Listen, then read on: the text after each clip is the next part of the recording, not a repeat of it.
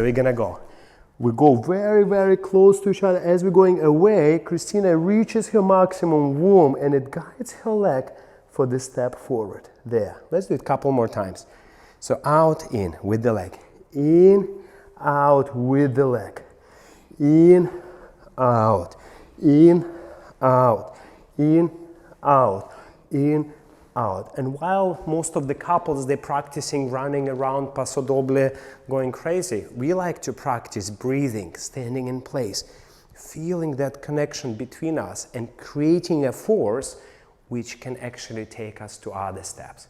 And guess what? After that, I would like to ask Kristina, after she's doing this amazing breathing and her leg get here, in this position, I would like to ask her to show you how to do, to push from the feet up and press from the chest down, so this energy will stay here in the middle. And in this position of that alive energy, I would like to ask her to do a 2 walks.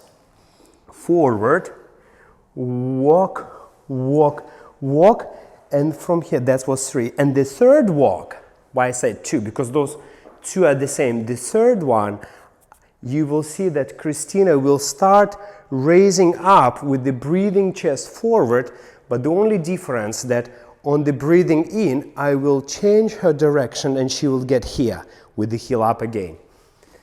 Yeah, so let's take a look. In, out, so I feel that amazing connection. Walk, walk, and here she's gonna go up, breathing forward.